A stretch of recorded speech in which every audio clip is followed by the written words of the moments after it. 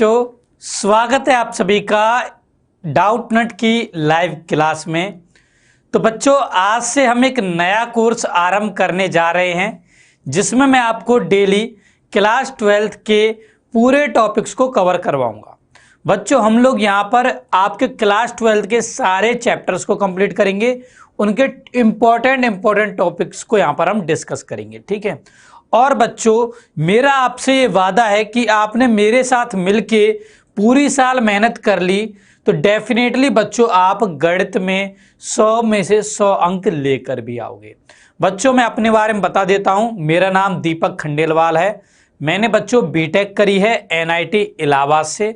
मुझे 3 साल से ज़्यादा एक्सपीरियंस हो चुका है आप जैसे बच्चों को पढ़ाने का। मैंने 10,000 से ज़्यादा बच्चों को पढ़ाया है। बोर्ड के स्टूडेंट को मैंने काफ़ी ज़्यादा पढ़ाया है और बोर्ड में भी बच्चों मैंने 11th 12th और 10th वाले स्टूडेंट को।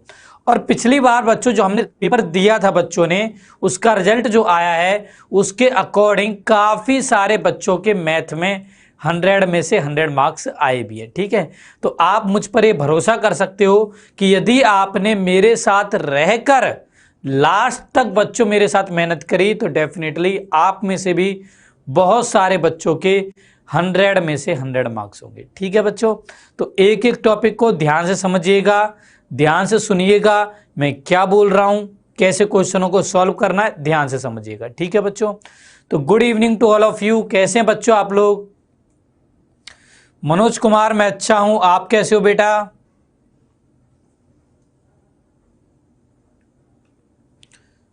गुड मॉर्निंग बच्चों, good morning. Manoj Kumar, morning हो रही है, इवनिंग नहीं हो रही है।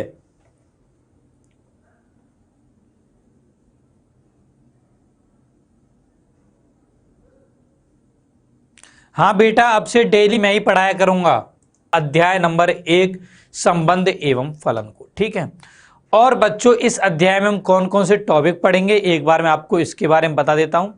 तो इस अध्याय में बच्चों सबसे पहले तो हम लोग रिवीजन करेंगे क्लास 11th का, जिसमें हम समुच्चय क्या होता है ये जानेंगे, समुच्चयों को कैसे निरूपित किया जाता है ये जानेंगे, उपसमुच्चय क्या होता है ये जानेंगे, घात समुच्चय क्या होता है ये जानेंगे, और समुच्चयों के ऊपर हम कौन कौन सी संक्रियाएं लगाते हैं ये जानेंगे। इसके बाद फिर बच्चों हमारा ये अध्याय आरंभ होगा, जिसमें सबसे पहले हम संबंध के बारे में जानेंगे कि संबंध क्या होता है। उसके पश्चात हम समुच्चयों का कार्तीय गुणनफल देखेंगे। फिर हम संबंध के बारे में जानेंगे। फिर हम संबंध का प्रांत, परिसर और सहप्रांत निकालना सीखेंगे। फिर हम बच्चों संबंधों के प्रकार के बारे में जानेंगे। उसके पश्चात बच्चों हम फलन के बारे में पढ़ेंगे। अब फलन में आपको सबसे पहले मैं फलन का प्रांत, सहप्रांत एवं परिसर के बारे में बताऊंगा। उसके पश्चात हम फलनों के प्रकार देखेंगे। फिर हम फलनों का संयोजन देखेंगे और फिर उसके बाद बच्चों हम प्रतिलोम फलन के बारे में बात करेंगे, ठीक है। अब आप में से हो सकता है काफी सारे बच्चों ने ये अध्याय पहले पढ़ लिया हो और कुछ बच्चे ऐसे भी होंगे जो कि पहली बार इस अध्याय को पढ़ रहे होंगे, ठीक है। तो बच्चों मैं आपको बिल्कुल बेसिक से ही बताऊंगा ताकि जिन बच्चों ने पहली बार अभी तक नहीं पढ़ा इस अध्याय को उनको अच्छे से समझ में आ जाए, और जिन बच्चों ने पहले पढ़ रखा है इस अध्याय को उनका रिवीजन हो जाए, ठीक है। या फिर आपकी यदि कोई ऐसी जगह समस्या है कि सर हमें ये टॉपिक समझ में नहीं आया है तो वह आपको अच्छे से समझ में आ जाए, ठीक है बच्चों। तो देखो आज की क्लास में बच्चों हम लोग पढ़ने वाले हैं, देखो उसके अलावा एक टॉपिक और रहेगा द्विआधारी संक्रियाएं, इसको भी हम पढ़ेंगे, ठीक है। अब आज की क्लास में बच्चों हम सबसे पहले जानेंगे समुच्चय के बारे में कि समुच्चय क्या होता है। उसके पश्चात हम समुच्चयों को निरूपित करना सीखेंगे। उसके बाद फिर बच्चों हम उपसमुच्चय के बारे में जानेंगे। फिर उसके बाद हम घात समुच्चय के बारे में जानेंगे और फिर उसके बाद बच्चों हम समुच्चयों के ऊपर में संक्रियाएं करेंगे, ठीक है। जैसे बच्चों आपने 10वीं क्लास तक संख्याओं के ऊपर संक्रियाएं की थी, जोड़ घटा गुणा भाग किया था, ऐसे ही आपने 11वीं क्लास में समुच्चयों के ऊपर संक्रियाएं की हैं, ठीक है। तो आप में से सभी बच्चों ने ये टॉपिक 11वीं क्लास में पढ़ लिए हैं। हो सकता है किसी बच्चे को याद हो, किसी बच्चे को याद नहीं हो, ठीक है। तो हम बच्चों थोड़ा जल्दी करेंगे इन टॉपिक्स को, बीच बीच में मैं आपसे क्वेश्चन भी करूंगा। और उसके अलावा बच्चों आज की क्लास में हम लोग काफ़ी सारे क्विज के क्वेश्चन भी करने वाले हैं, ठीक है। तो आपकी मेहनत भी मुझे देखनी है कि आपने कितना कुछ मेहनत किया है क्लास 11th के अंदर, ठीक है। एक बच्चा पूछ रहा है बार बार कमेंट करके, सर सिलेबस कब तक खत्म होगा। बेटा मैं आपको एक चीज बता देता हूं कि आप लोगों का काम है पढ़ाई करना। बच्चों आपका काम है पढ़ाई करना। सिलेबस कब खत्म होगा कब खत्म नहीं होगा ये जिम्मेदारी मेरी है। आप मुझ पर ये जिम्मेदारी छोड़ दीजिए, आपका सिलेबस में टाइम पर समाप्त करा दूंगा। ठीक है, आप बच्चों इसकी परवाह नहीं करिए। आपको परवाह करनी है तो कंसेप्ट को समझने की, पढ़ाई करने की। ठीक है, जो क्वेश्चन मैं आपको देता हूं उनको सॉल्व करिए, जो क्वेश्चन मैं क्लास में करवा रहा हूं उनको ध्यान से देखिए। ठीक है बच्चों। हाँ बेटा, शाम को 11th की क्लास होगी, शाम को 5 बजे मेरी 11th की क्लास होगी। ठीक है, उसमें बच्चों मैं समुच्चय पढ़ाऊंगा बेसिक से। ठीक है बच्चों, ठीक है। तो चलिए बच्चों आरंभ करते हैं आपकी आज की क्लास को। सबसे पहले समझते बच्चों समुच्चय है क्या। देखो गणित में आप कोई भी नई चीज समझते हो, कोई भी नई चीज पढ़ते हो तो आपके मन में एक जिज्ञासा उत्पन्न होती है कि यार ये है क्या। तो ऐसे ही अब आपके मन में क्वेश्चन उठ रहा होगा कि समुच्चय क्या है, क्या है बच्चों समुच्चय। तो बच्चों आप लोग मुझे बताइए, क्लास 11th में आप पढ़ के आए हो, बताओ बच्चों समुच्चय क्या है। देखते हैं कितने बच्चों को पता है समुच्चय क्या है। क्या है बच्चों समुच्चय, बताइए मुझे। बेटा ये ऑल बोर्ड के लिए है, हिंदी मीडियम के विद्यार्थियों के लिए ये। अब चाहे आप किसी भी बोर्ड के हों, यूपी बोर्ड के हों, बिहार के हों, राजस्थान के हों, किसी भी बोर्ड के हों, बताइए बच्चों समुच्चय क्या होता है। हाँ अदिति बेटा, शाम को 5 बजे 11th की क्लास होगी। सुपरिभाषित संग्रह होता है किसका, किसका सुपरिभाषित संग्रह होता है बच्चों ये मुझे बताइए।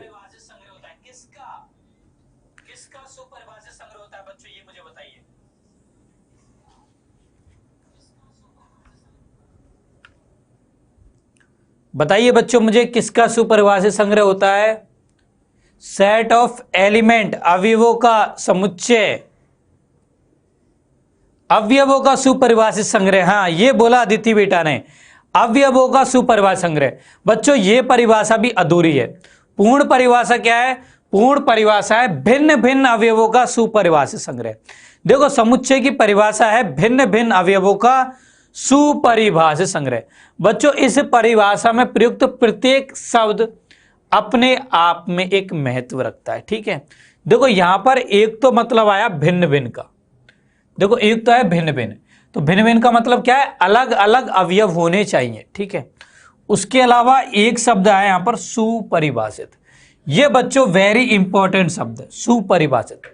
अब सुपरिभाषित का मतलब क्या होता है पहले हम लोग ये समझते हैं। तो सुपरिभाषित का मतलब होता है अच्छी तरीके से परिभाषित है। देखो हिंदी में इसको सु को क्या बोलते हैं, अच्छा, परिभाषित को मतलब परिभाषा हो जिसकी। तो एक ऐसा समुच्चय भिन्न भिन्न अवयवों का जिसकी एक अच्छी परिभाषा हो उसे हम समुच्चय कहते हैं, उनके संग्रह को। ठीक है, तो ये क्या होता है, एक तरीके का संग्रह होता है, कलेक्शन होता है। जैसे आप घरों में कपड़ों का संग्रह करते हो ना, ऐसे ये भिन्न भिन्न अवयवों का सुपरिभाषित संग्रह होता है। अब सुपरिभाषित का हमारे लिए मतलब क्या है। सुपरिभाषित का मतलब बच्चों ये है कि ऐसा संग्रह जो कि व्यक्ति से व्यक्ति में परिवर्तित नहीं होना चाहिए, स्थान से स्थान में परिवर्तित नहीं होना चाहिए। इसका मतलब एक ऐसा संग्रह जो कि एक स्थिति से दूसरी स्थिति में परिवर्तित ना हो उसे हम समुच्चय कहते हैं। जैसे कि मान लो मैं बोलूं आपसे वर्ष के सभी महीनों का संग्रह, वर्ष के सभी महीनों का संग्रह। तो अब मुझे बताओ ये सुपरिभाषित है या नहीं। देखो यदि मैं इस प्रश्न को गौरव से पूछ रहा हूं तो वो भी कहेगा कि सर एक वर्ष में 12 महीने हैं। ठीक है, यदि मैं इस क्वेश्चन को मनोज कुमार से पूछूं तो उसका आंसर भी क्या होगा, 12 महीने हैं।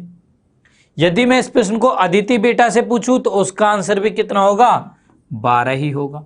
ठीक है, यदि मैं ये प्रश्न लोकेश बेटे से पूछूं तो वो भी इसका आंसर क्या देगा, 12 ही देगा। तो प्रत्येक बच्चा इसका आंसर 12 ही देगा।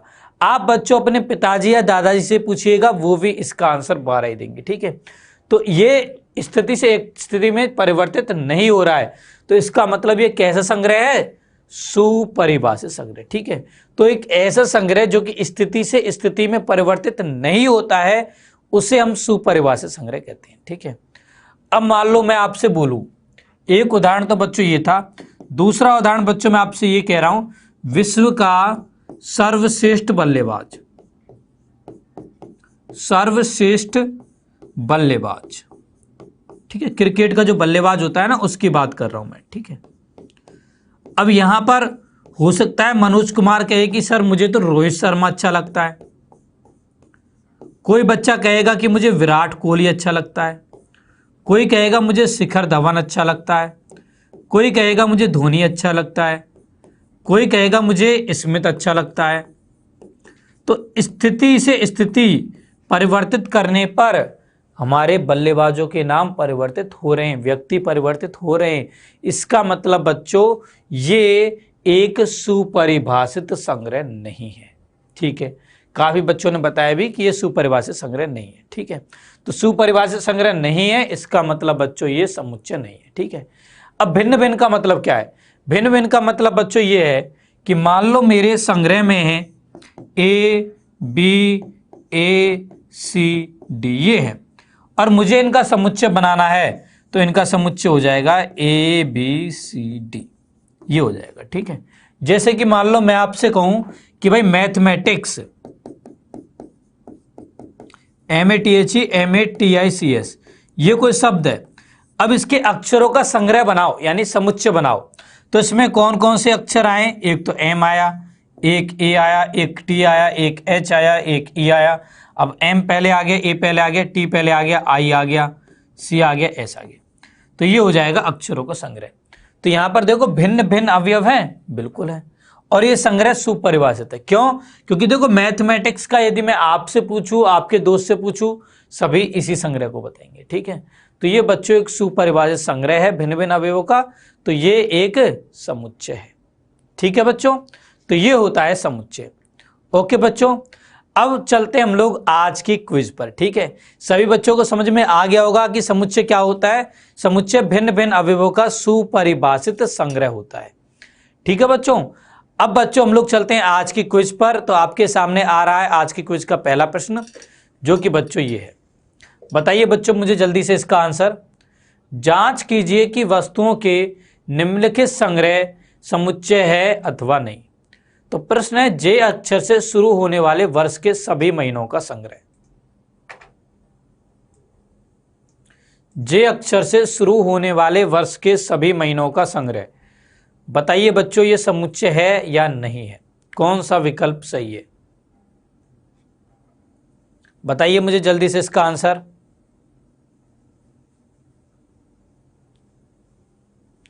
ए विकल्प है समुच्चय होगा, बी समुच्चय नहीं होगा, सी ज्ञात करना संभव नहीं है, डी इनमें से कोई नहीं।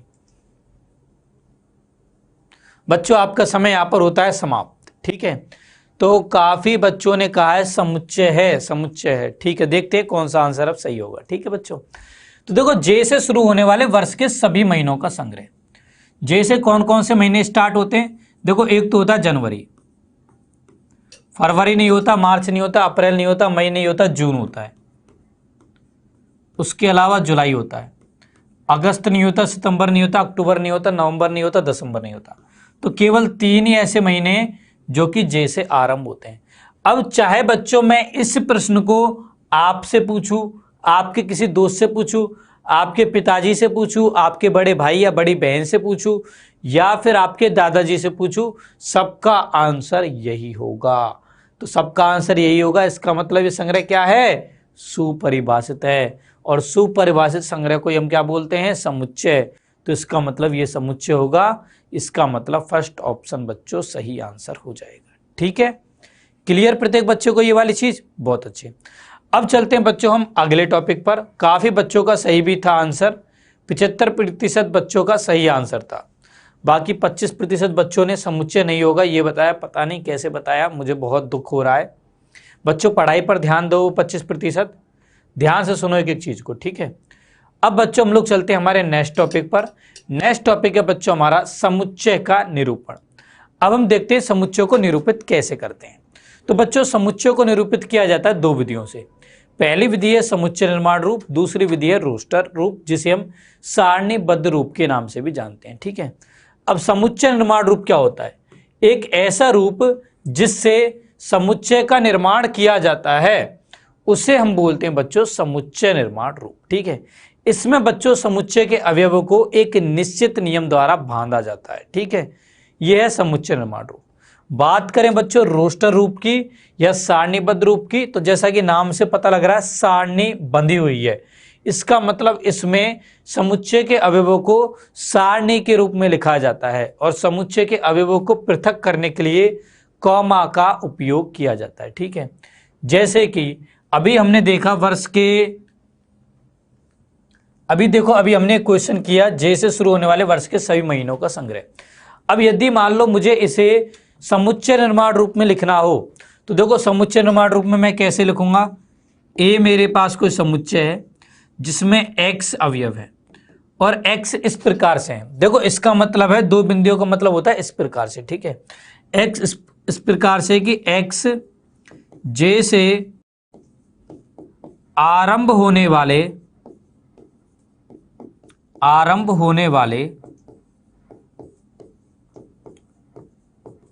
सभी महीनों का संग्रह है। ठीक है, तो यहां पर देखो मैंने समुच्चय के अवयवों को x के रूप में लिख दिया और इस x को एक नियम से बांध दिया और इसी की सहायता से बच्चों अब हम समुच्चय का निर्माण करेंगे, तो इसलिए इस रूप को बोला जाता है समुच्चय निर्माण रूप। ठीक है, क्या बोला जाता है बच्चों? इसको समुच्चय निर्माण रूप बोला जाता है और किसी किसी किताब में इसको निर्माण विधि के नाम से भी लिखा गया है। ठीक है, निर्माण विधि। ठीक है बच्चों, तो ये आपका समुच्चय निर्माण रूप। यदि बात करें हम रोस्टर रूप की या सारणीबद्ध रूप की, तो उसमें कैसे लिखेंगे इसको? उसमें बच्चों इसको ऐसे लिखेंगे जनवरी, जून और जुलाई। यहां पर देखो तीनों अवयवों को मैंने कॉमा से पृथक कर लिया, अलग कर लिया। ठीक है, तो ये क्या हो गया आपका रोस्टर रूप, ये हो गया बच्चों आपका समुच्चय निर्माण रूप। ठीक है, ये सारी बातें आपने 11वीं क्लास में कर ली हैं। ठीक है बच्चों, अब समुच्चय का निरूपण हम लोग करते कैसे हैं, एक बार इसकी परिभाषा देख लेते हैं। सबसे पहले देखते हैं समुच्चय निर्माण रूप की। ठीक है, तो सभी बच्चे लिखेंगे एक ऐसा रूप जिसकी सहायता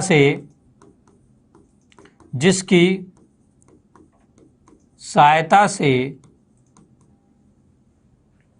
समुच्चय का निर्माण किया जाता है। समुच्चय का निर्माण किया जाता है उसे हम क्या कहते हैं? समुच्चय निर्माण रूप कहते हैं। ठीक है, और समुच्चय निर्माण रूप में समुच्चय के अवयवों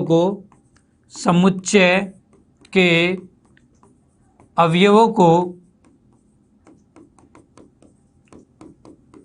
एक नियम से जोड़ा जाता है, एक नियम से जोड़ा जाता है। ठीक है बच्चों, तो ये होता है आपका समुच्चय निर्माण रूप। ओके बच्चों, अब अगला देखते हैं रोस्टर रूप। रोस्टर रूप में क्या था? रोस्टर रूप में समुच्चय के अवयवों को एक सारणी के रूप में लिखा जाता है। ठीक है, तो रोस्टर रूप में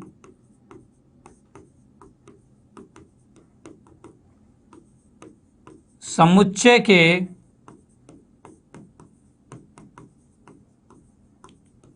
अवयवों को सारणी रूप में लिखा जाता है तथा अवयवों को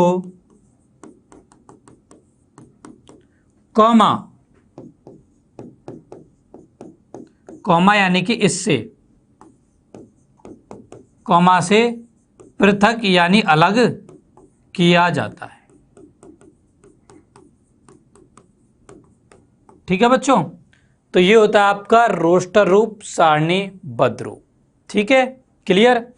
अब बच्चों हम लोग जानते हैं समुच्चय के अवयवों को, ठीक है, कि समुच्चय के अवयव क्या होते हैं। देखो अभी मैंने एक बात बोली, समुच्चय के अवयव। अब समुच्चय के अवयव क्या होते हैं, तो समुच्चय में बच्चों जो आपके अंदर जो भी संग्रह में वस्तुएं हैं ना, उन्हें हम समुच्चय के अवयव कहते हैं। जैसे हमने अभी वर्ष के महीनों का संग्रह बनाया, तो वर्ष के जितने भी महीने हैं वो समुच्चय के क्या हो जाएंगे, अवयव हो जाएंगे, ठीक है। यानी या फिर मैं बोलूं कि भाई ये कोई मेरे पास समुच्चय है, ठीक है, इसके अंदर 1 2 3 4 5 ये 5 अवयव है, ठीक है। तो ये जो बच्चों 1 2 3 4 5 है ना, ये समुच्चय के अवयव है, ठीक है। अब इसको व्यक्त कैसे किया जाता है, तो व्यक्त किया जाता है बच्चों इसको इस तरीके से, एप्सिलॉन से। अब देखो एक समुच्चय ए का अवयव है, तो इसको मैं ऐसे लिखूंगा, एक बिलोंग्स टू ए। इसका मतलब एक समुच्चय ए का अवयव है, ठीक है। अब यहां पर देखो बच्चों इस समुच्चय में 6 नहीं है, तो 6 इसका अवयव नहीं है समुच्चय ए का, तो उसको बच्चों में ऐसे दर्शाऊंगा, ई को काट दो आप, एप्सिलॉन जो बनाया ना इसको काट दो, तो इसका मतलब हो जाएगा अवयव नहीं है, अवयव नहीं है, ठीक है। और इसका मतलब है अवयव है, ठीक है बच्चों। तो ये बात भी आपको याद रखनी है। उसके अलावा एक चिन्ह और होता है ये वाला, इसका मतलब होता है फॉर ऑल, हमेशा, ठीक है। आपने देखा होगा 11वीं क्लास में कुछ जगह पर ऐसा लिखा होगा फॉर ऑल एक्स, इसका मतलब है एक्स के सभी मानों के लिए, हमेशा एक्स के लिए, ठीक है। ये मतलब होता है बच्चों इसका, ओके। और धीरे धीरे जो भी संकेत होंगे उनको मैं आपको बताता चलूंगा टाइम टू टाइम पर, ठीक है बच्चों। अब बच्चों हम लोग जानते हैं गणितीय समुच्चय के बारे में, ठीक है। तो देखो गणितीय समुच्चय में सबसे पहले आता है कैपिटल एन, ये होता है आपका प्राकृत संख्याओं का समुच्चय, ठीक है। उसके बाद आता है बच्चों कैपिटल डब्ल्यू, ये होता है आपका पूर्ण संख्याओं का समुच्चय। उसके बाद आता है आई या जेड, ये होता है आपका पूर्णांकों का समुच्चय। उसके बाद आता है क्यू, ये होता है आपका परिमेय संख्याओं का समुच्चय, ठीक है। फिर आता है क्यू सी, ये होता है आपका अपरिमेय संख्याओं का समुच्चय, ठीक है बच्चों। फिर आता है आपका आर, ये होता है आपका वास्तविक संख्याओं का समुच्चय, ठीक है। और फिर आता है बच्चों आपका जेड, ये होता है सम्मिश्र संख्याओं का समुच्चय, ठीक है। अब बच्चों मैं आपको जानकारी के लिए बता दूं कि जो गणितीय समुच्चय हैं इनको रोस्टर रूप में लिख पाना थोड़ा कठिन काम होता है। क्यों? क्योंकि बच्चों इनमें जो अवयवों की संख्या होती है वो अपरिमित होती है। अपरिमित मतलब जिनको गिनना संभव ना हो। आप क्या मुझे बता सकते हो कि कितनी प्राकृत संख्याएं होती हैं? अनंत होती है। कितनी पूर्ण संख्या होती है? अनंत होती हैं। तो जहां कहीं भी बच्चों ऐसा कोई समुच्चय मिल जाए जिसमें अनंत अवयव हो, उस समुच्चय को रोस्टर रूप में लिखना थोड़ा टफ होता है। इसके लिए बच्चों निर्माण किया गया उप समुच्चयों का, ठीक है। उप समुच्चयों का बच्चों इसलिए निर्माण किया गया और अंतरालों का निर्माण किया गया, ठीक है। उप समुच्चयों में किसका निर्माण किया गया? अंतराल का, ठीक है। अब अंतराल होते हैं बच्चों हमारे दो प्रकार के, एक होता है खुला अंतराल और एक होता है बंद अंतराल। खुला अंतराल का मतलब ये होता है कि एक ऐसा अंतराल जिसमें जो बाउंड्री के अवयव हैं, मतलब सीमावर्ती जो अवयव हैं वो सम्मिलित ना हो, उनसे खुला हुआ हो, उसे हम बोलते हैं खुला अंतराल। और एक ऐसा अंतराल जिसमें सीमावर्ती अवयव सम्मिलित हो, उसे हम बोलते हैं बंद अंतराल। जैसे कि मान लो मैं आपसे कहूं कि x का मान 2 से छोटा या बराबर है, ठीक है। तो यहां पर देखो 2 को भी सम्मिलित करना है, तो x बिलोंग्स टू हो जाएगा माइनस अनंत से 2 और 2 पर लगेगा बंद अंतराल, ठीक है बच्चों। यदि मैं आपसे कहता कि x का मान 2 से छोटा है तो यहां पर 2 हमें शामिल नहीं करना है, तो इसका मतलब ये हो जाता है x बिलोंग्स टू माइनस अनंत से 2, ठीक है। ये खुला अंतराल हो जाता, ठीक है। तो ये होता है बच्चों खुला अंतराल, ये होता है बंद अंतराल। ओके बच्चों, क्लियर है? यहां तक आप लोगों को क्लियर हो गया? बहुत बढ़िया। अब बच्चों हम लोग चलते हैं कुछ प्रश्नों पर। तो एक प्रश्न है कि समीकरण का हल समुच्चय रोस्टर रूप में लिखिए, ठीक है। तो पहले बच्चों इसको सॉल्व करते हैं। इसके लिए बच्चों हम इसके गुणनखंड करेंगे, तो इसके गुणनखंड हो जाएंगे x+3 गुणा x+2 बराबर 0। तो यहां से हमारे पास x का मान आ जाएगा -2 और -3। इसका मतलब x बराबर -2 और -3 इस दिए गए द्विघात समीकरण के हल है। अब इसके हलों को मुझे रोस्टर रूप में लिखना है। रोस्टर रूप में मतलब समुच्चय के अवयवों को कॉमा से पृथक करके लिखना है, ठीक है। तो मान लो ये कोई समुच्चय ए है जो कि इसके हलों का समुच्चय है, इसमें अवयव है मेरे पास -2, -3, ठीक है। तो ये हो जाएगा बच्चों इसका रोस्टर रूप। ओके बच्चों, अगला क्वेश्चन देखते हैं। अगला क्वेश्चन है तालिका रूप में लिखिए। अब तालिका रूप का मतलब भी क्या होता है बच्चों? तालिका रूप का मतलब भी होता है रोस्टर रूप, ठीक है। तालिका रूप का मतलब भी रोस्टर रूप ही होता है। और देखो यहाँ पे कैसे लिखेंगे, यहाँ बोला गया कि x एक धन पूर्णांक है और x² का मान 50 से कम है। अब आपको ऐसे धन पूर्णांकों को लिखना है जिनका वर्ग 50 से कम हो। तो सबसे पहले 1 आएगा, फिर 2 आएगा, 3 आएगा, 4 आएगा, 5 आएगा, 6 आएगा, 7 आएगा। 8 का वर्ग 64 होता है, वो ज़्यादा हो जाएगा, ठीक है। तो यहाँ पे कौन सा समुच्चय बन जाएगा? 1, 2, 3, 4, 5, 6, 7, ठीक है। तो ये बच्चों मैंने तालिका रूप में लिख दिया। ओके बच्चों, इसके बाद अगला प्रश्न देखते हैं। अब इस प्रश्न में मुझे समुच्चय निर्माण रूप में लिखना है, ठीक है। अब बच्चों मैं आपको बता दूं कि समुच्चय निर्माण रूप में हम कई तरीके से लिख सकते हैं। क्यों? क्योंकि बच्चों मैंने आपको बताया कि समुच्चय निर्माण रूप में हम समुच्चय के अवयवों को एक नियम से बांधते हैं। अब नियम तो भाई व्यक्ति से व्यक्ति में चेंज होंगे, भाई किसी के सोचने का तरीका कुछ है, किसी के सोचने का तरीका कुछ है। नियम क्या होता है? सोचने का तरीका ही तो होता है ना। तो कोई सोचेगा किसी और तरीके से, कोई सोचेगा किसी और तरीके से, ठीक है।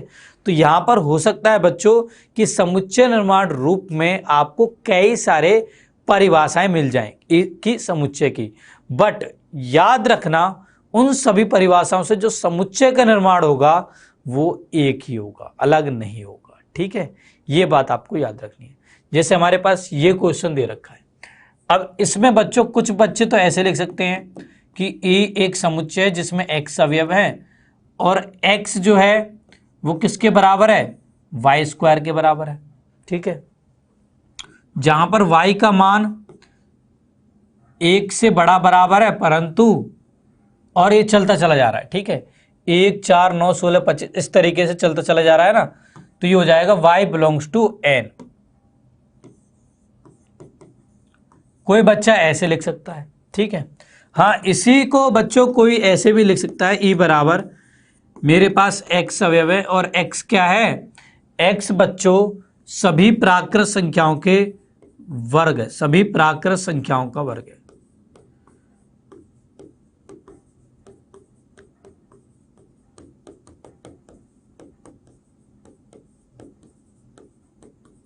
ठीक है, सभी लिखने की यहाँ पे कोई जरूरत ही नहीं है क्योंकि प्राकृत संख्याएं लिख दिया तो अपने आप में वो सभी हैं, ठीक है।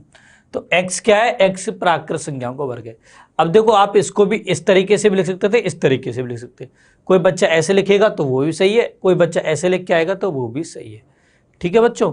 तो ये था समुच्चय को निरूपित करने वाली विधियां। अब बच्चों हम लोग चलते हैं आज की सेकेंड क्विज पर। तो सभी बच्चे तैयार हो जाएंगे सेकेंड क्विज के लिए।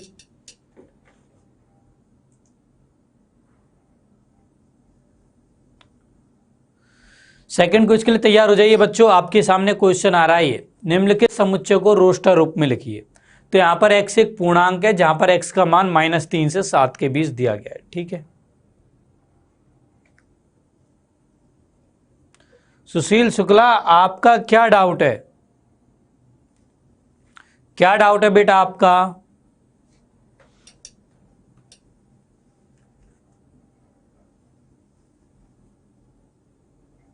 हाँ बेटा ये भी सही है। मनोज कुमार आपका भी सही है।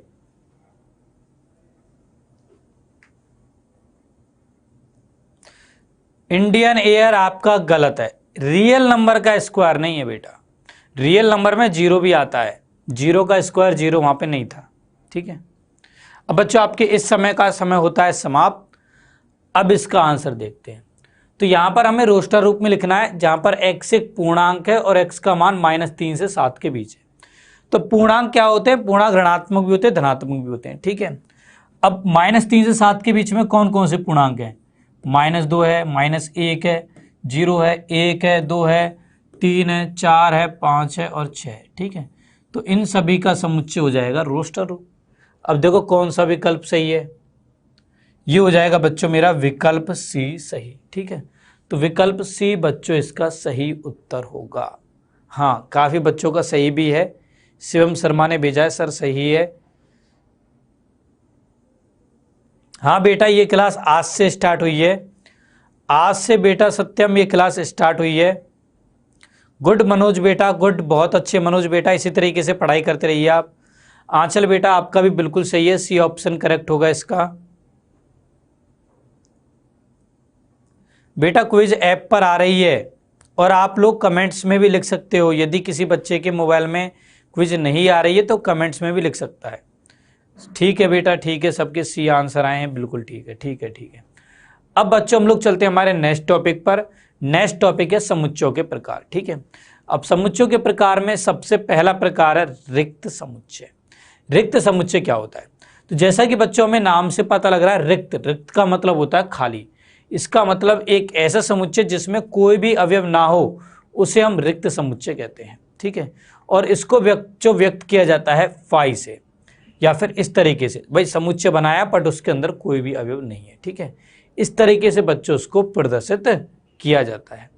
इसके अलावा बच्चों एक प्रकार होता है आपका एकल समुच्चय। अब देखो यहां पर भी हमें नाम से पता लग रहा है एकल, एकल का मतलब केवल एक अवयव होगा। ठीक है, तो एक ऐसा समुच्चय जिसमें केवल एक अवयव हो उसे हम एकल समुच्चय कहते हैं। ठीक है बच्चों, इसके अलावा बच्चों आपने परिमित तथा अपरिमित समुच्चय के बारे में पढ़ा है।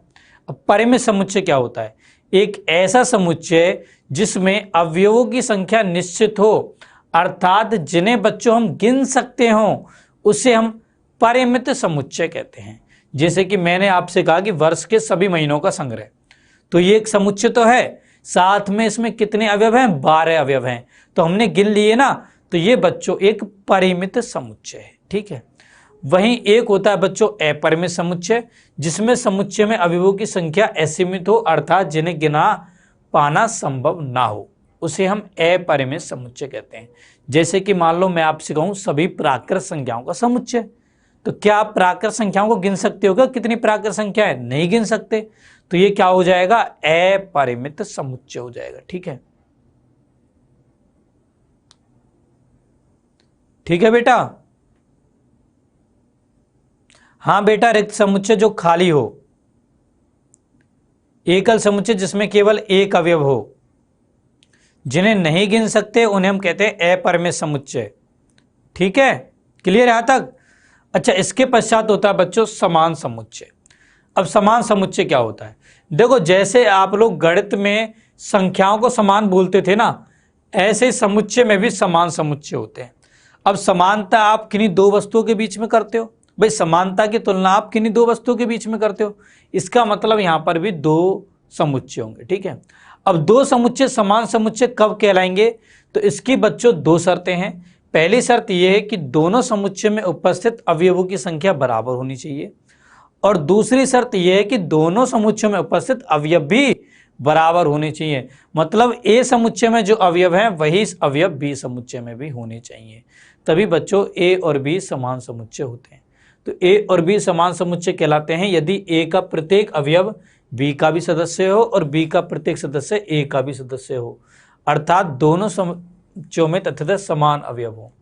तो बच्चों हम लोग समान समुच्चयों को लिखते हैं ए बराबर बी से। ठीक है, और यदि समान नहीं है तो उसे हम ए नॉट इक्वल टू बी से लिखते हैं। ठीक है, जैसे कि मान लो मैं आपसे कहूं कि ए बराबर है 1 2 3 4, ठीक है, और बी बराबर मैं आपसे कहता हूं कि x अवयव हैं, जहां पर x क्या है? बिलोंग्स टू n, और x का मान लेस देन इक्वल टू 4 है। ठीक है, ये बच्चों मेरे पास कुछ दो समुच्चय हैं। अब यदि आप b को रोस्टर रूप में लिखोगे तो यहां पर भी आपको 1 2 3 4 ही मिलेगा। तो देखो दोनों में अवयवों की संख्या बराबर है और अवयव भी बराबर है, तो a बराबर हो जाएगा b के। तो ये होते हैं बच्चों आपके समान समुच्चय। ठीक है, इसके पश्चात बच्चों हम लोग जानते हैं उप समुच्चय के बारे में। ठीक है, तो देखो बच्चों यहां पर एक शब्द आया उप। उप शब्द को बच्चों आप लोग अपने दैनिक जीवन में कई जगह पर सुन चुके होंगे। जैसे आपने सुना होगा राष्ट्रपति, उपराष्ट्रपति, मुख्यमंत्री, उप मुख्यमंत्री, कप्तान, उप कप्तान, वाइस कैप्टन होता है ना क्रिकेट में, फुटबॉल में, इन सब में। तो वही चीज बच्चों ये समुच्चय का क्या है? ये उप है। ठीक है, अब उप लग जाने से क्या होता है, उप लग जाने से उसकी जिम्मेदारियां बढ़ जाती है, ठीक है। तो यहां पर भी बच्चों जिम्मेदारियां बढ़ गई हैं। अब उपसमुच्चय बनता कैसे है, देखो समुच्चय के कुछ अवयवों को लेकर के यदि हम एक नया संग्रह बना दें तो उसे हम उपसमुच्चय कहते हैं। जैसे कि यदि हम राष्ट्रपति के जो कुछ काम है उन कामों को लेकर के एक नया पद को वो काम सौंप दें तो वो नया पद उपराष्ट्रपति का हो जाता है। तो सेम ऐसे ही यदि हम समुच्चय के कुछ अवयवों को लेकर उन अवयवों को किसी दूसरे समुच्चय को दे दें तो जो नया समुच्चय बनेगा वो पहले समुच्चय का उपसमुच्चय होगा। क्या होगा बच्चों, उपसमुच्चय होगा, ठीक है। तो उपसमुच्चय क्या है, उपसमुच्चय होता है यदि समुच्चय ए का प्रत्येक अवयव समुच्चय बी का भी अवयव हो तो समुच्चय ए को हम समुच्चय बी का उपसमुच्चय कहते हैं। जैसे कि मान लो मेरे पास समुच्चय ए में अवयव हैं 1, 2, 3 और 4, ठीक है। समुच्चय बी में मेरे पास अवयव हैं 0, 1, 2, 3, 4 और 5, ठीक है। अब यदि बच्चों हम यहाँ ध्यान से देखें तो समुच्चय ए में जितने भी अवयव हैं वो समुच्चय बी में मौजूद हैं, तो इसका मतलब समुच्चय ए समुच्चय बी का उपसमुच्चय है, ठीक है। समुच्चय ए क्या है, समुच्चय बी का उपसमुच्चय, ठीक है। अब बच्चों किसी समुच्चय के कितने उपसमुच्चय बन सकते हैं इसकी बात करते हैं, ठीक है। तो किसी समुच्चय के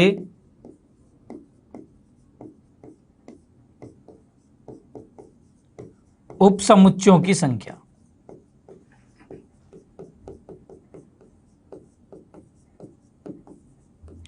तो ये होती है बच्चों 2 की घात n के बराबर, जहां पर n जो होता है वो समुच्चय में अवयवों की संख्या होती है, समुच्चय में अवयवों की संख्या होती है, ठीक है। अब मान लो बच्चों मेरे पास कोई समुच्चय है ए जिसके अंदर अवयव हैं 1 और 2, मुझे इसके उपसमुच्चय बनाने हैं। तो उपसमुच्चय का मतलब मुझे एक ऐसा संग्रह बनाना है जिसमें इस समुच्चय ए के अवयव हों, ठीक है। ए के अवयवों को कुछ अवयवों को लेकर के एक नया संग्रह बनाना है। अब मान लो मैंने एक समुच्चय बनाया बी जिसमें कुछ भी अवयव नहीं है, भाई ये भी तो इसका एक उपसमुच्चय हुआ कि मैंने कुछ भी नहीं लिया। देखो ऐसा सोचो कि आपके पास बच्चों 5 जोड़ी कपड़े, अब आपको गर्मियों की छुट्टी में अपने मामा के घर जाना है, तो मामा के घर जा रहा है तो आप हो सकता है कि अपने बैग में कुछ भी कपड़े ना लेके जाओ, आप ये सोचो कि भाई मामा के घर जा रहे हैं, मामा ही हमें कपड़े दिला देंगे, तो ये भी एक संग्रह हुआ ना, तो ये बच्चों एक उपसमुच्चय हो गया, ठीक है। अब कोई कहेगा कि मैं केवल एक कपड़ा लेके जाऊंगा तो वो 1 वाला ले गया, कोई कहेगा मैं तो 2 वाला लेके जाऊंगा तो वो 2 वाला ले गया, कोई कहेगा मैं तो दोनों के दोनों लेके जाऊंगा तो ये दोनों के दोनों लेके चला गया। तो इस तरीके से बच्चों ये मेरे पास यहाँ पर 4 समुच्चय बन गए। अब इन 4 समुच्चय में जो अवयव हैं वो समुच्चय ए के अंदर पहले से ही मौजूद हैं, तो इसका मतलब ये 4 समुच्चय समुच्चय ए के उपसमुच्चय हुए, ठीक है। तो समुच्चय ए के कितने उपसमुच्चय बने, 4। देखो इस सूत्र के अंदर आप मान रखते n बराबर 2 तो भी आपको क्या मिल जाता, 4 मिल जाता है, ठीक है। तो ये बच्चों इसके 4 उपसमुच्चय हो जाएंगे। अब बच्चों यहां पर एक इंपॉर्टेंट चीज है, हाँ बेटा रोज क्लास इसी टाइम पर होगी, उम्मीद बेटा रोजाना क्लास इसी टाइम पर होगी सुबह 10 बजे, ठीक है। हाँ तो बच्चों यहां पे देखो हमने देखा कि समुच्चय ए का उपसमुच्चय है रिक्त समुच्चय। तो बच्चों यहां पर एक इंपॉर्टेंट चीज है उसको आप नोट डाउन करेंगे कि प्रत्येक समुच्चय का रिक्त समुच्चय एक उपसमुच्चय होता है, ठीक है। प्रत्येक समुच्चय का रिक्त समुच्चय एक उपसमुच्चय होता है। ओके बच्चों, इसके पश्चात आ जाते हैं बच्चों हम नेक्स्ट टॉपिक पर। नेक्स्ट टॉपिक है हमारा घात समुच्चय। अब घात समुच्चय क्या होता है, तो समुच्चय ए के उपसमुच्चयों के संग्रह को हम ए का घात समुच्चय कहते हैं। इसे बच्चों हम P ऑफ A से निरूपित करते हैं। जैसे कि मान लो मेरे पास समुच्चय ए है जिसमें अवयव है मेरे पास 1 और 2।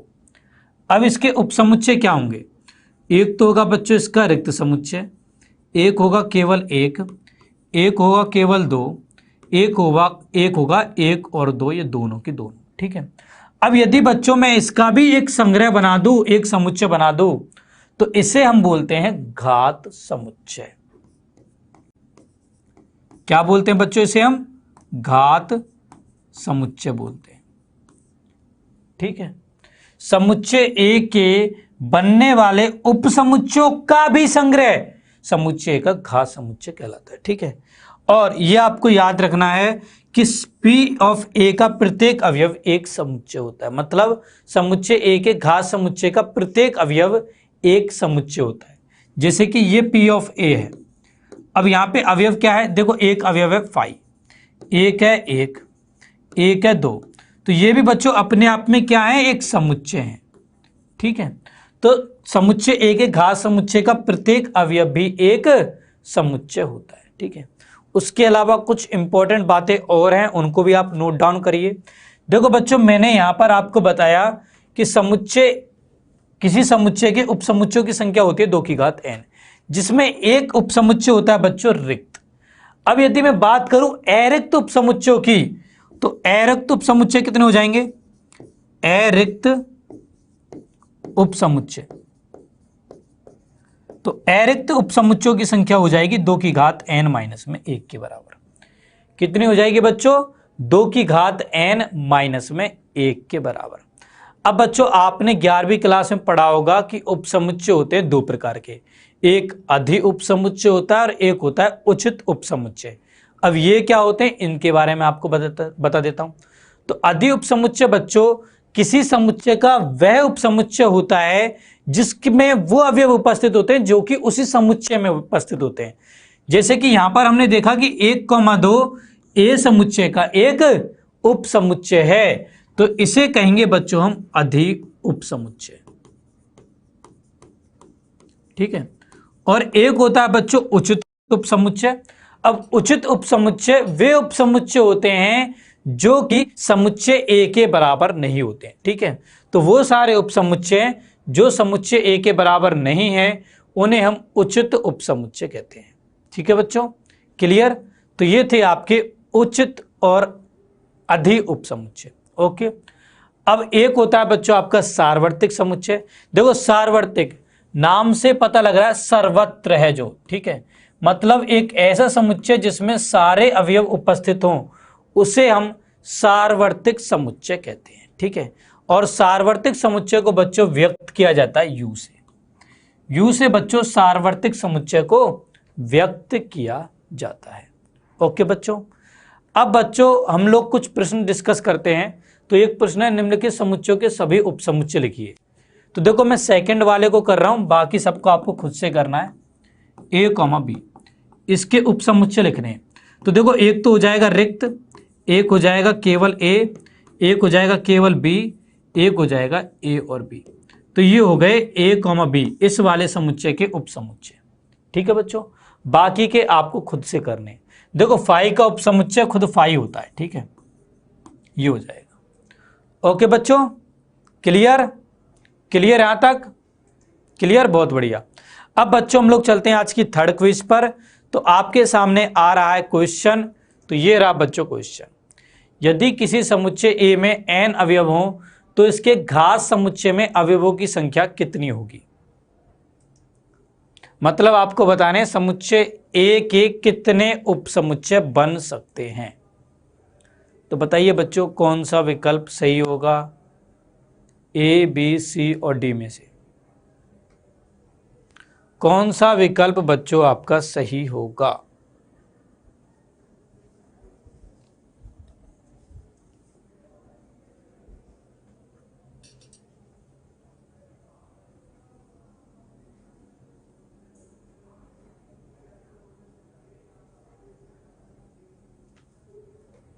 बच्चों आपका समय होता है यहां पर समाप्त। अब देखते हैं इसका आंसर। देखो मैंने आपको बताया कि यदि किसी समुच्चय में n अवयव हो तो इसके 2 की घात n उपसमुच्चय बन सकते हैं, और यही बच्चों आपके समुच्चय ए के घात समुच्चय में अवयवों की संख्या हो जाएगी। ठीक है, तो डी विकल्प बच्चों आपका सही उत्तर हो जाएगा। ओके बच्चों, क्लियर यहां तक, बहुत अच्छे। अब हम लोग चलते हैं बच्चों हमारे नेक्स्ट टॉपिक पर जिसका नाम है वेन आरेख। अब वेन आरेख क्या होता है, तो जैसे बच्चों आप लोग किसी चीज को व्यक्त करने के लिए किसी चीज का उपयोग करते हो ना, जैसे आपको व्यक्त करना होता है क्रिकेट को तो आप उसके लिए सी का उपयोग करते हो। सेम ऐसे बच्चों समुच्चयों को व्यक्त करने के लिए उपयोग किया जाता है वेन आरेख का, ठीक है। और वेन आरेख में बच्चों जो सार्वत्रिक समुच्चय होता है, सार्वत्रिक समुच्चय होता है, उसको तो हम आयत द्वारा व्यक्त करते हैं, आयत से। और जो इसके उपसमुच्चय होते हैं तो उपसमुच्चय को या फिर और अन्य समुच्चयों को, उपसमुच्चय या फिर समुच्चयों को, इनको बच्चों हम वृत्त द्वारा निरूपित करते हैं, वृत्तों से निरूपित करते हैं, ठीक है। जैसे कि मान लो मेरे पास u है 1 2 3 4 5 और समुच्चय a है 1 2 3, समुच्चय b है 2 3, ठीक है, ये है। अब देखो कैसे निरूपित करेंगे इसको। पहले बनाएंगे हम सार्वत्रिक समुच्चय, तो ये हो गया हमारे पास आयत। फिर बनाया एक a जिसमें 1 2 3 है, फिर बनाया एक b, तो ये b हो गया जिसमें 2 और 3 है, यहाँ पर 1 है, ये a हो गया, यहाँ पर कहीं 4 हो गया, यहाँ पर कहीं 5 हो गया, ये आपका u हो गया, ठीक है। तो इस प्रकार से वेन आरेख द्वारा समुच्चयों को निरूपित किया जाता है। ओके बच्चों, अब इसके बाद बच्चों हम बात करते हैं समुच्चयों पर संक्रियाओं की। तो समुच्चयों पर बच्चों मुख्यतः 4 संक्रियाएं होती हैं। पहली संक्रिया है समुच्चयों का सम्मिलन, दूसरा है समुच्चयों का सर्वनिष्ठ, तीसरा है समुच्चयों का अंतर और चौथा है समुच्चय का पूरक, ठीक है। अब समुच्चयों का सम्मिलन क्या होता है? सम्मिलन का मतलब होता है बच्चों जुड़ना। मतलब यदि हमारे पास में कोई 2 समुच्चय हों a और b, तो हमें एक ऐसा समुच्चय बनाना है जिसके अंदर a के भी अवयव हों और b के भी अवयव हों, ठीक है। तो उसे हम a और b का सम्मिलन कहते हैं और इसे हम a यूनियन b से व्यक्त करते हैं, ठीक है। इसी प्रकार सर्वनिष्ठ, सर्वनिष्ठ का मतलब होता है उभयनिष्ठ। देखो इसी के कोष्टक में लिख लो आप उभयनिष्ठ, अर्थात यदि हमारे पास कोई 2 समुच्चय हों a और b और हमें इनका सर्वनिष्ठ निकालना हो, तो हमें बच्चों एक ऐसा समुच्चय बनाना है जिसके अंदर समुच्चय a के अवयव हों और समुच्चय b के अवयव हों, ठीक है। तो यहां पर इन दोनों के उभयनिष्ठ अवयवों का संग्रह बनेगा और इसको बच्चों व्यक्त किया जाता है इस तरीके से a इंटरसेक्शन b से, ठीक है। अब तीसरा है समुच्चयों का अंतर। तो जैसे बच्चों आप संख्याओं का अंतर निकालते थे ना, ऐसे बच्चों हम समुच्चयों का अंतर निकालते हैं। फर्क क्या है कि मान लो मुझे a में से b को घटाना है, यानी a में से b का अंतर निकालना है, तो ये बच्चों एक ऐसा समुच्चय बनेगा जिसके अंदर a के अवयव तो होंगे परंतु b के अवयव नहीं होंगे, ठीक है। तो एक ऐसा समुच्चय जिसमें a के अवयव हों परंतु b के अवयव ना हो, उसे हम a माइनस b यानी कि समुच्चय a का समुच्चय b से अंतर कहते हैं, ठीक है। तो ये थे बच्चों समुच्चय के 3 संक्रियाएं। अब इसके बाद है समुच्चयों का पूरक। उससे पहले हम लोग सम्मिलन की संक्रिया के कुछ गुणधर्म देख लेते हैं। तो ये बच्चों ये हैं समुच्चयों के सम्मिलन के कुछ गुणधर्म, ठीक है। a यूनियन b बराबर b यूनियन a, इसका मतलब समुच्चयों का सम्मिलन क्रम विनिमय नियम का पालन करता है, साहचर्य नियम का भी पालन करता है। a यूनियन फाई बराबर होता है a के, a यूनियन a बराबर होता है a के। और यदि हम किसी समुच्चय का सार्वत्रिक समुच्चय के साथ में सम्मिलन करें तो हमें सार्वत्रिक समुच्चय मिलेगा, ठीक है। इसके पश्चात बच्चों ये है आपके सर्वनिष्ठ के कुछ गुणधर्म, इनको भी आप लोग नोट डाउन कर लीजिए। इसके बाद जानते हैं हम समुच्चय का पूरक, ठीक है। अब समुच्चय का पूरक क्या होता है? तो मान लो बच्चों मेरे पास कोई समुच्चय a है और एक कोई सार्वत्रिक समुच्चय u है। अब समुच्चय a के पूरक समुच्चय को हम a डैश या फिर मैं a के ऊपर t लिख करके व्यक्त करते हैं और ये बराबर होता है u माइनस a। इसका मतलब एक ऐसा समुच्चय जिसमें a के अवयव ना हो उसे हम a का पूरक समुच्चय कहते हैं, ठीक है। अब बच्चों पूरक समुच्चयों के भी कुछ गुणधर्म होते हैं, तो ये बच्चों उनके कुछ गुणधर्म हैं, ठीक है, जिसमें पहला नियम और दूसरा नियम ये वेरी इंपॉर्टेंट है, तीसरे और चौथे वाले नियम भी इंपॉर्टेंट है, ठीक है बच्चों। अब बच्चों हम चलते हैं आज की 4th क्विज पर। तो आपके सामने आ रही है आज की 4th क्विज, इसका आंसर बताइए। यहाँ पर आपको a समुच्चय दिया है, b समुच्चय दिया है, c समुच्चय दिया गया है, आपको a इंटरसेक्शन b बताना है। मतलब आपको a समुच्चय और b समुच्चय के उभयनिष्ठ अवयवों का समुच्चय बनाना है। तो बताइए बच्चों a इंटरसेक्शन b क्या होगा?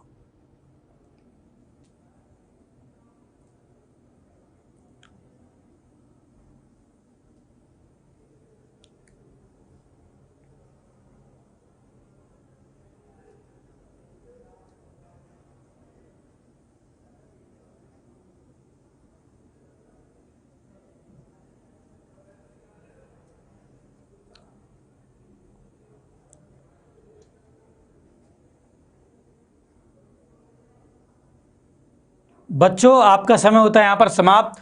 अब देखो ए इंटरसेक्शन बी निकालना था, मतलब हमें ए और बी के उभयनिष्ठ अवयवों का समुच्चय बनाना था। तो देखो 2 यहाँ पर नहीं आ रहा, 3 यहाँ पर भी है, 3 यहाँ पर भी है, तो 1 तो हो गया 3, 6 यहाँ पर भी है, 6 यहाँ पर भी, 1 हो गया 6। तो 3,6 ये क्या हो जाएगा, ए इंटरसेक्शन बी हो जाएगा। मतलब बच्चों बी विकल्प हमारा सही हो जाएगा। ठीक है, तो आज की क्लास को बच्चों मैं यहीं पे समाप्त करने जा रहा हूं। आज की क्लास में हमने 11th के समुच्चय का पूरा रिवीजन किया। हो सकता है आप लोगों को आज की क्लास में मेरी स्पीड थोड़ा ज़्यादा लगी हो।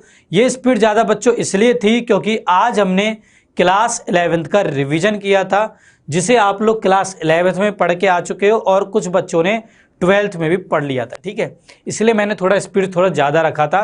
बट नेक्स्ट क्लास से जब इस क्लास का टॉपिक स्टार्ट होगा, यानी क्लास 12th का टॉपिक स्टार्ट होगा, तो मेरी स्पीड बिल्कुल नॉर्मल रहेगी। ठीक है बच्चों, अब ये बच्चों आपका आज का होमवर्क है, सभी बच्चे नोट डाउन करेंगे आज के होमवर्क को।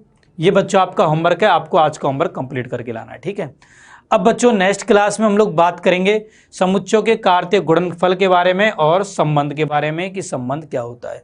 तो नेक्स्ट क्लास से बच्चों आपका ये अध्याय आरंभ हो जाएगा।